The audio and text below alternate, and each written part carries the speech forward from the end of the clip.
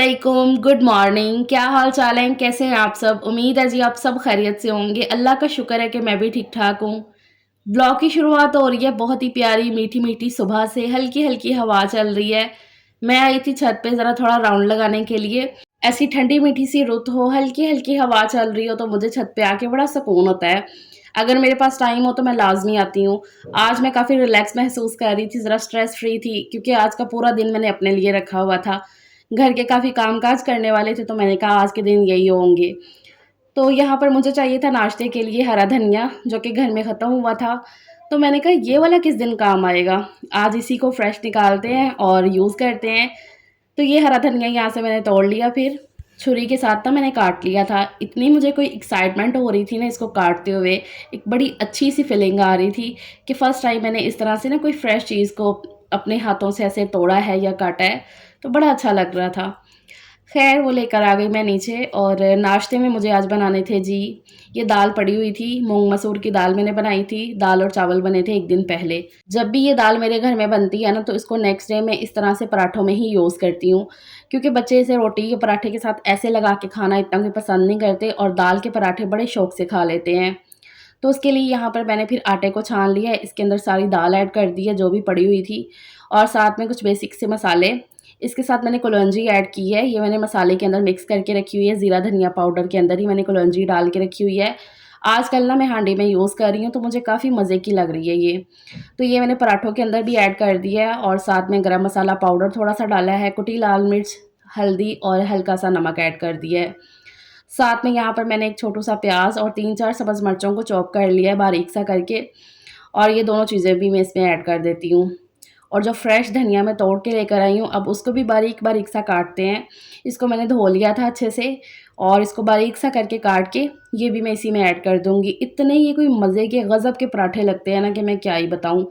लाज़मी मेरे घर में बनने होते हैं जब भी ये दाल बनती है ना, बल्कि ये बोल लो कि कभी-कभी तो ऐसा होता है ना कि खुद का इनका दिल कर रहा होता है कि मम्मा दाल के पराठे खाने हैं वो वाले, तो आप दाल-चावल बनाओ। उन्हें पता होता है कि नेक्स्ट डे ये वाले पराठे फिर बनने होते हैं। काफ़ी ज़्यादा ये टेस्टी लगते हैं और इस तरह से ये दाल पड़ी हुई इस्तेमाल भी हो जाती है। हरा धनिया भी मैंने बारीक काट के इसमें डाल दिया है। अब ये सारी चीज़ों को अच्छे से मिक्स कर लेती हूँ। अच्छा, आपने कोशिश करनी है कि दाल के साथ ही ना आप पूरा आटा गूँध लें, इसमें पानी की ज़रूरत ही महसूस ना हो। तो मुझे जो है ना 1-2 घूँट पानी की ज़रूरत महसूस हुई थी। पूरा ना दाल के साथ ही आटा गूँधेगा ना उतना ही ज़्यादा मज़े का टेस्ट आएगा। वरना अगर दाल कम होगी, आटा ज़्यादा होगा, पानी ज़्यादा डाल के गूँध लेंगे ना, तो फिर उतना ज़्यादा मज़ा नहीं आता है। दाल के साथ ही पूरा आटा गूँधा हो तो ज़्यादा अच्छा लगता है। यहाँ पर इसको जो है ना नरम रख के मैंने गूँध लिया था और फिर इसके ऊपर से मैंने अभी घी थोड़ा-थोड़ा डाल के ना तो इसको और अच्छे से गूँध लूँगी। इसके अंदर घी जो है ना ऊपर से ज़रा डाल दो तो ज़्यादा अच्छा लगता है। यहाँ पर आटा मैंने गूँध लिया है, सॉफ्ट सी इसकी डो जो है ना मैंने बना ली है। अब इसको कवर करके ना इसी के अंदर रख देती हूँ। आज का मैंने कहा नाश्ता अब ज़रा ये स्पेशल करके बन रहा है तो इसके साथ लस्सी बहुत ही मज़े की लगती है। मौसम वैसे भी काफ़ी चेंज हो गया है और चाय वगैरह ना अब इतनी पीने को दिल नहीं करता है। तो फिर आज हस्बैंड ने कहा कि चलो पराठे ये वाले बन तो रहे ही हैं तो इसके साथ लस्सी भी होनी चाहिए। तो यहाँ पर मैंने फिर मीठी लस्सी बना ली है। अब बना लेते हैं जी पराठे। 15-20 मिनट ये आटे को ना ज़रा रेस्ट दे दो तो अच्छी बात है। मैंने ख़ैर आधे घंटे की रेस्ट दे दी थी। आज मैं काफ़ी रिलैक्स होके ना खाना वग़ैरह बना रही थी काफ़ी दिन के बाद, क्योंकि काफ़ी दिन से ऐसा है ना कभी एक टाइम का अम्मी के घर से खा लिया, दूसरे टाइम का घर से हो रहा था। इस तरह से ना चलो-चली का मेला लगा हुआ था। क्योंकि आप सबको पता है कि शादी है तो उसी के रिलेटेड जो है ना सारे काम फिर चल रहे हैं, कभी ये कर लो, वो कर लो। तो घर के लिए ना उतना मुझे टाइम मिल नहीं रहा था। लेकिन आज मैंने कहा कि आज मैं पूरा दिन जो है ना घर के लिए निकालूँगी, जो काम करने वाले हैं ना वो कर लूँगी।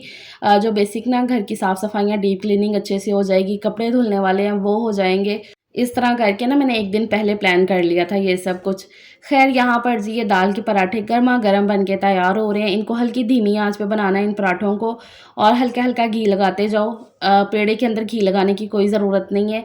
इस तरह से ना ये पराठे बहुत ही अच्छे क्रिस्पी और मज़ेदार बन के तैयार होंगे। इतने ये कोई टेस्टी लगते हैं ना, ये तो आप जब खुद बनाओगे, खाओगे तब आपको पता चलेगा।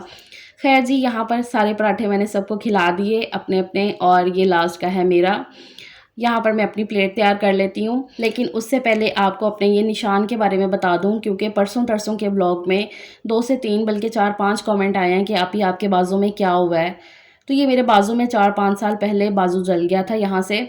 मैंने साग बनने के लिए रखा था प्रेशर कुकर में और प्रेशर कुकर जैसे मैंने खोला है, हालाँकि बाहर से ऐसा लग रहा था कि सीटी निकल चुकी है। जैसे मैंने प्रेशर कुकर खोला उसका ढक्कन जाके ऐसे ऊपर की तरफ लगा और जितना भी पानी था ऐसे साग का गरमा-गरम, मतलब बहुत ज़्यादा तो नहीं, ज़्यादा गिरता तो ज़्यादा जलता, तो उसकी छींटे जो है ना काफ़ी हद तक ऐसे आके पड़ी और इस तरह से यहाँ से मेरा बाजू जल गया और भी हाथों पे ना पड़े थे। तो ये वाला जो निशान है ना ये काफ़ी गहरा था और काफ़ी अच्छा ज़ख्म था इसके ऊपर। तो ये हुआ था जी, बाजू जल गया था मेरा यहाँ पे। तो उसके बाद मैंने काफ़ी जो है ना क्रीम्स वगैरह लगाई हैं और हाथों के जो छोटे-मोटे निशान थे ना उसकी वजह से वो हो गए थे सही। ये वाला निशान बड़ा है, ये थोड़ा-सा मद्धम हो गया है लेकिन बिल्कुल गया नहीं है अभी। तो इस तरह से ख़ैर यहाँ पर हमारा प्योर देसी नाश्ता तैयार हो गया है। दाल का पराठा, मिक्स अचार और साथ में ठंडी-ठंडी मीठी लस्सी। बहुत ही मज़े का नाश्ता है ये अल्हम्दुलिल्लाह से। ख़ैर वो सब हो गया और उसके बाद थोड़ी देर बाद जाके मैंने मशीन लगा ली थी छत पे। वैसे मैं ये सुबह ही लगा लेती लेकिन ना फिर हस्बैंड के नाश्ते के लिए लेट हो जाना था मुझे और उन्होंने आज टाइम से जाना था। तो इसलिए पहले मैंने कहा कि वो सब कर लेती हूँ और वैसे भी अगर किसी चीज़ को शूट कर रहे हो ना तो उसमें टाइम ज़रा थोड़ा-सा डबल लग जाता है। तो मैंने कहा कि दाल के पराठे बनेंगे, जब भी कुछ स्पेशल सा करके मैं बनाती हूँ ना तो मैं लाज़मी अपनी बहनों के साथ शेयर कर देती हूँ, क्योंकि मुझे पता है कि मेरी बहनों को मेरी रेसिपीज़ काफ़ी अच्छी लगती हैं। उसके लिए thank you so very much. ख़ैर ये जो बेडशीट मैंने ईद पे बिछाई थी नई वाली, ये भी मैंने उतार ली थी। ईद के जितने भी कपड़े हैं ना वो मैं आज ही धोऊँगी। ईद के बाद आज पहले दिन मशीन लगने लगी है, तो जितने भी कपड़े हैं ना ईद के वो भी आज ही धुलेंगे। वैसे ऐसा कभी नहीं हुआ, मैं ईद के फ़ौरन बाद जितने भी कपड़े होते हैं नए वग़ैरह वो सारे मैं हाथों हाथ धुल लेती हूँ। लेकिन इस दफ़ा ज़रा शादी की तैयारियों में लगे हुए हैं, आप सबको पता है। इसलिए जैसे-जैसे मुझे टाइम मिलता है ना उस हिसाब से मैं काम कर रही हूँ आजकल। ख़ैर यहाँ पर ये जो ईद के लॉन के कपड़े हैं ना, ये मैं हाथ से ही धोऊँगी। लॉन के जितने भी कपड़े होते हैं ना नए वाले, ज़रा नए-नए मैं हाथ से ही धोती हूँ 5-6 दफ़ा ना, पहले मैं हाथ से ही धोती हूँ उनको, फिर चाहे मशीन में डाल दूँ।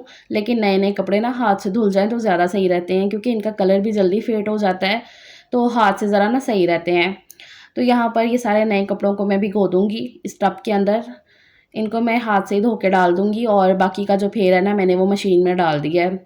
साथ-साथ अपना ये भी काम करती रहूँगी ताकि जल्दी से काम जो है ना ये वाला ख़त्म हो जाए। तो कपड़े जो है ना काफ़ी हद तक अभी मैंने धुल दिए हैं, काफ़ी हद तक अभी बाकी हैं। धूप थी इस टाइम पे क्योंकि सुबह के कोई 11 बजे का टाइम था ये। ख़ैर पिछला व्लॉग मैंने आपके साथ शेयर किया है जो अरूज की शादी की तैयारियों का। आगे आने वाले व्लॉग्स भी सिर्फ़ तैयारियाँ और फिर शादी के व्लॉग्स आएँगे इंशाल्लाह अज़्ज़ व जल। पिछले व्लॉग में काफ़ी ज़्यादा एप्रिशिएट किया है आप सब ने, जो मेरी मैं मेहनत कर रही हूँ या जो भी मेरे घर के वहाँ के काम-शाम चल रहे हैं, तो वो सब आपके साथ मैं डिटेल में जो शेयर कर रही हूँ। सबसे पहले तो आप सबको वो बहुत ही ज़्यादा पसंद आए हैं, क्योंकि मैंने पूछा था ना कि मैं इतनी डिटेल में शेयर करूँ या ना, तो मेरी सब बहनों ने कहा है कि आपी आप ज़रूर करें, हमें बहुत अच्छा लग रहा है। इतना आप एप्रिशिएट करते हो, इतना प्यार दिखाते हो ना कि मैं कहती हूँ कि मैं बहुत ही ज़्यादा ब्लेस्ड फ़ील करती हूँ अल्हम्दुलिल्लाह से कि अल्लाह ने इतनी प्यारी ऑडियंस, इतनी प्यारी सहेलियाँ दी हैं मुझे कि जिनके साथ ऐसा ऐसा लगता है कि मैं दिल की बातें कर रही हूँ। इसीलिए मैं आपको कहती हूँ कि लाज़मी कमेंट किया करें। मुझे ऐसा लगता है कि ना बहुत ही मोटिवेशन मिलती है मुझे आप सबके कमेंट पढ़ के।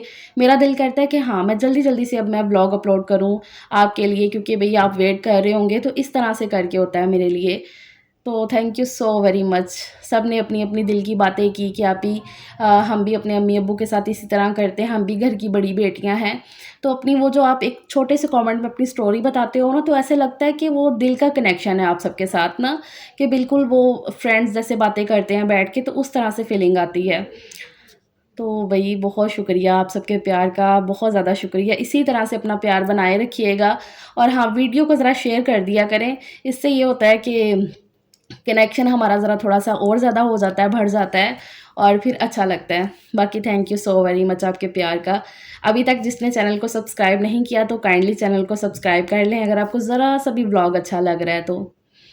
ख़ैर जी, यहाँ पर बातों-बातों में कपड़े मेरे जो है ना वो सारे धुल गए हैं और इनको जो है ना मैंने ड्रायर करके पूरी छत पे फैला भी दिया है। इतने ज़्यादा कपड़े थे आज, क्योंकि मशीन जो है ना ईद के बाद काफ़ी दिन बाद जाके अब लगी है। ख़ैर कपड़े सारे धुल गए हैं, मशीनों को उठा के मैं वापस अपनी जगह पे लगाती हूँ और छत भी मैंने जो है ना इतनी-इतनी धो दी थी फिर यहाँ से। कपड़े धुल गए हैं ना तो काफ़ी फ़ुर्सत मिल गई है, क्योंकि इन दिनों में ना कपड़े लग भी काफ़ी रहे हैं, क्योंकि बाज़ार जाना होता है, कभी ये चेंज करो, कभी वो चेंज करो ना, तो इस चक्कर में ना कपड़े काफ़ी लग रहे हैं, मेरे हो गए या बच्चों के हो गए, तो इस तरह करके। अच्छा, कपड़े वगैरह धो के मैं नीचे आई। मेरा ये प्लान था कि मैं नीचे की भी ना ज़रा डीप क्लीनिंग कर लूँगी अच्छे तरीके से, घर की ज़रा हो जाएगी। लेकिन मैंने देखा कि बच्चों ने ना काफ़ी हद तक साफ-सफाई कर दी है, झाड़ू लगा दिया, साफ़ी लगा दी अपने हिसाब से, हानिया ने बर्तन धो दिए। तो इस तरह करके ना दोनों सजील और हानिया ने मिलके ना काफ़ी काम कर लिया।